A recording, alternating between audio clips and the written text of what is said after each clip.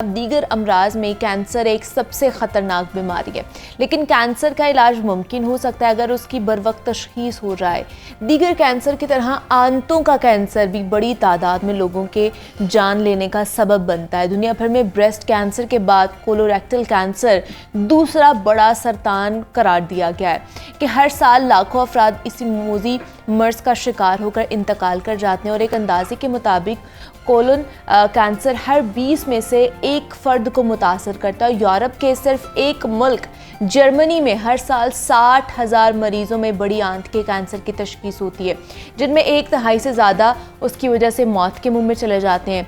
और इसकी एक वजह बरवक्त तशख़ीस ना होना भी। और बड़ी आंत पर बात करना लोग वैसे भी बाइसे शर्म और नाखुशगवार मौजू समझते हैं, जिससे सबसे ज़्यादा नुकसान उन्हीं को उठाना पड़ता है। तो बड़ी आंत के कैंसर की ख़तरनाक किस्म के बारे में जितनी जल्दी मालूम हो जाए उसका इलाज उतना ही आसान हो सकता है। और रिपोर्ट के मुताबिक मर्दों में फेफड़ों और प्रोस्टेट कैंसर के बाद बड़ी आंत का जो कैंसर है वो मौत की तीसरी बड़ी वजह बनता जा रहा है। ताहम ये कैंसर है क्या, इसके इलाज और एहतियात समेत दीगर मालूमात पर बात करते हैं। इस वक्त हमारे साथ इन स्टूडियो मौजूद हैं डॉक्टर सैयद आसिफ रज़ा ज़ैदी साहब हैं, गैस्ट्रोएंट्रोलॉजिस्ट हैं। डॉक्टर साहब आपको वेलकम कहती हूँ जागो लाहौर में, कैसे हैं आप? शुक्रिया, अल्लाह का शुक्र, बहुत ठीक ठाक।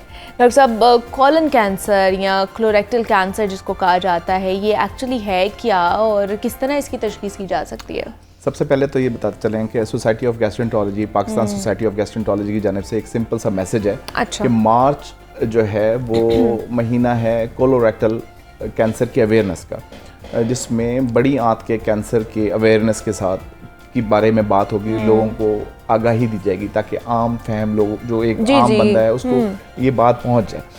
बड़ी आंत का कैंसर की अलामात क्या हैं, किस तरह फैलता है या किस तरह होता है, उसमें सबसे बड़ी अलामत जो है वो अजाबत के दौरान या पॉटी के दौरान पखाने में खून का आना।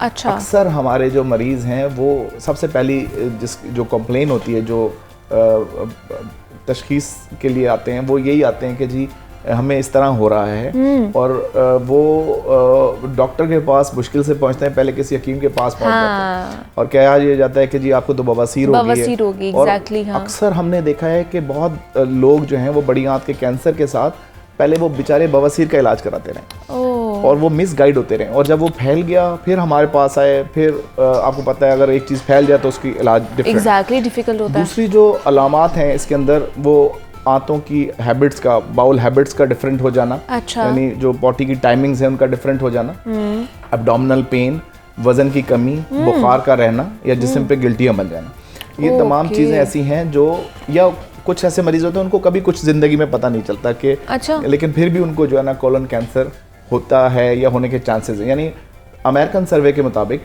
हर 23 में से एक मर्द और हर 24 में से एक औरत, उनको रिस्क है average life time colon cancer का।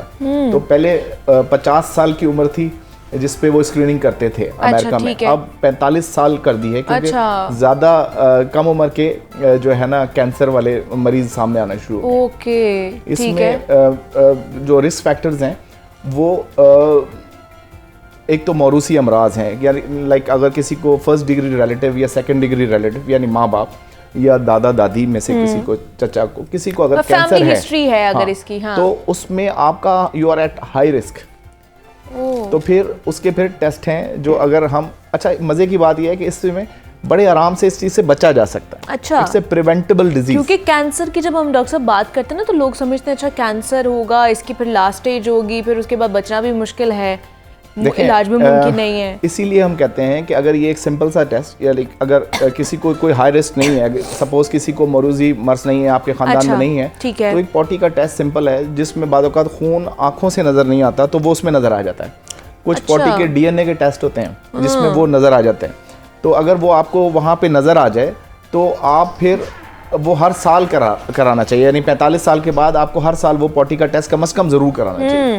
लेकिन अगर आप हाई रिस्क ग्रुप में हैं जिसमें वाकईन किसी को है आपके ख़ानदान में, तो फिर आपको हर साल कोलोनोस्कोपी करानी चाहिए। बड़ी आंत की एक टेस्ट है जिसमें हम पॉटी के रास्ते बड़ी आंत को पूरा देख लेते हैं, और बड़ी आंत के अंदर अगर कोई पॉलिप्स हों या गिल्टियाँ हों तो वो बड़े आराम से निकाल दी जाती हैं, इससे पहले कि वो कैंसर की शक्ल इख्तियार करें।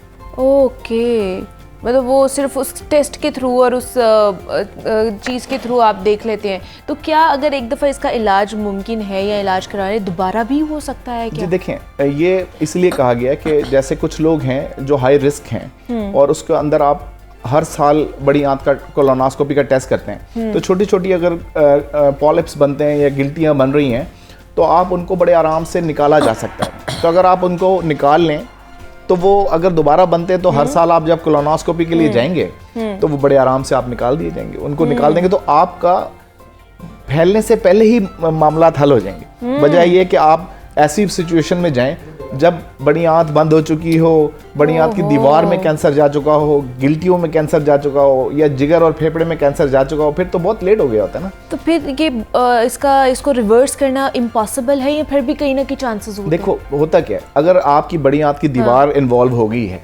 और यानी मसल इन्वॉल्व हो गया है और कुछ गिल्टियां हैं या गिल्टियां नहीं है, तो सर्जन क्या करता है, एक ऑपरेशन करता है जिसमें वो बड़ी आंत का हिस्सा निकाल देता है और बड़ी आंत के ऊपर पेट पे वो बैग लगा देता है, ठीक है। और फिर आपको ऑन्कोलॉजिस्ट के पास, कैंसर के माहिर के पास जाना पड़ता है जो रेडियोथेरेपी या कीमोथेरेपी से आपका इलाज करता है। हाँ। तो हमारा मैसेज यही है कि अगर आप 45 साल से ज़्यादा हैं और हाई रिस्क ग्रुप हैं तो भाई अपना पॉटी का टेस्ट करा लें या कोलोनोस्कोपी का टेस्ट करा लें और किसी मुस्तनिद डॉक्टर के पास जाएं। प्रॉब्लम ये है कि ये जो रक्षों के पीछे इश्तिहार, जो इस तरह के इश्तिहार चल रहे होते हैं, ये दवाखाना वो दवाखाना, एक दिन में बवासीर का इलाज, ये है ना, ये डिस्ट्रैक्शंस हैं। हाँ जी। देखो पूरी दुनिया में, अमेरिका में जैसे आपने बताया, अमेरिका में हर साल 1.5 लाख मरीजों को ये डिटेक्ट होता है और 50,000 हर साल वहां पे भी मर जाते हैं। आप सोचें कि अमेरिका जैसी जगह में जहां पे अगर ये डिटेक्ट हो रहे हैं और फिर भी वहां मर जाते हैं तो पाकिस्तान में क्या हाल होगा? पाकिस्तान में बहुत हाई रेट है।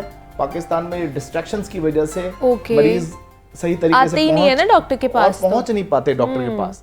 तो हमारा सोसाइटी ऑफ गैस्ट्रोएंटरोलॉजी की जानिब से ये एक आम मैसेज है कि जिसमें हम तमाम लोगों को मार्च के महीने में बताते हैं कि भाई इस चीज़ का इलाज, प्रिवेंशन मौजूद है स्क्रीनिंग के तौर पर। अगर आप स्क्रीनिंग करवा रहे हैं तो आप इससे आराम से बच सकते हैं। अच्छा, दूसरा डॉक्टर आसिफ, कोई फिशर भी है, वो आंतों के अंदर कोई कट्स लग जाते हैं? बड़ी आंत में जब हम बड़ी आंत का आखिरी हिस्सा जिसको एनएस कहते हैं, वहाँ पे हेमरॉइड्स, फिशर्स, फिस्टुलाज, ये सारी चीज़ें वहाँ पे होती हैं।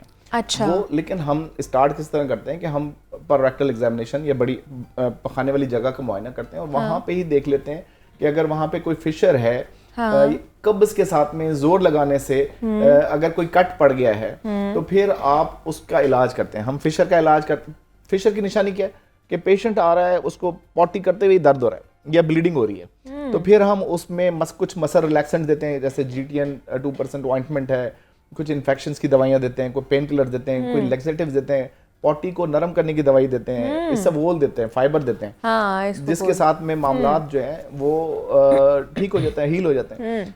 लेकिन ये फिशर, ये हेमरॉइड्स, ये फिस्टुलाज, ये भी एक निशानी हो सकते हैं कॉलन की।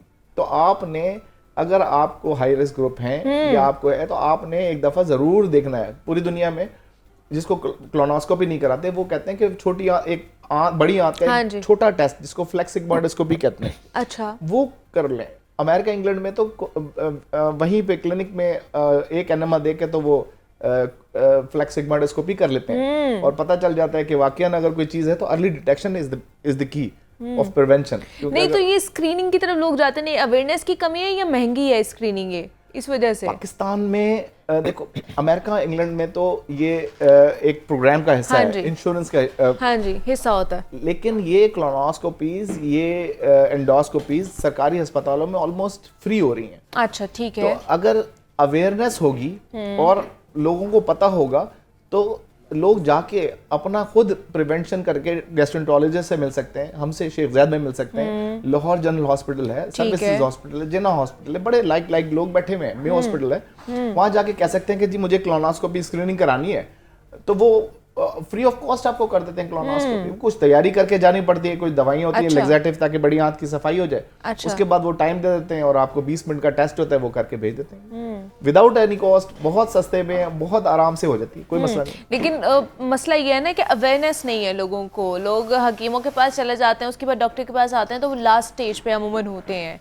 और वो इतना मुश्किल होता है कि वो इम्पॉसिबल हो रहा होता है कि उनका इलाज किस तरह किया जाए, कहाँ से शुरू किया जाए और कहाँ ख़त्म किया जाए, ये चीज़ हो रही होती है। और ये बहुत ज़्यादा लोग घबरा जाते हैं जब उनको पता चलता है। इट्स अ ब्रेकिंग न्यूज़ कि अगर आपको किसी को फैमिली में पता चले या किसी को पेनल्टी आ जाए कि जी ये तो हो गया अब, तो हमारा, मैंने जैसे पहले कहा है कई दफ़ा कि हमें पहले देखना है कि हम 45 साल के अगर हो चुके हैं तो आगे कोलोन कैंसर की स्क्रीनिंग कराएं, बड़ी आंत के पखाने का टेस्ट करवाएं, और अगर है तो भाई अपना पहले पकड़ें उसको, बजाय ये कि वो बढ़ जाए तो फिर पता चले। लेकिन अगर किसी की फैमिली हिस्ट्री में नहीं है डॉक्टर साहब, तो वो भी क्या हाई रिस्क पे हो सकता है? एवरेज है तो वो पखाने का टेस्ट हर साल करा ले, जरूरी नहीं है कि वो हर साल कोलोनोस्कोपी कराए। अगर वो एवरेज रिस्क पे है तो सिर्फ पॉटी का टेस्ट, FIT टेस्ट होता है, इम्यून हिस्टोलॉजी टेस्ट होता है, अच्छा, इम्यून केमिस्ट्री का टेस्ट होता है, जो बड़े आराम से आप कर सकते हैं। ठीक है, तो इसकी एहतियात फिर क्या है, मतलब कि इससे बचा कैसे जा सकता है? अगर हमारी फैमिली में है तो फिर हमने किस तरह बचना है?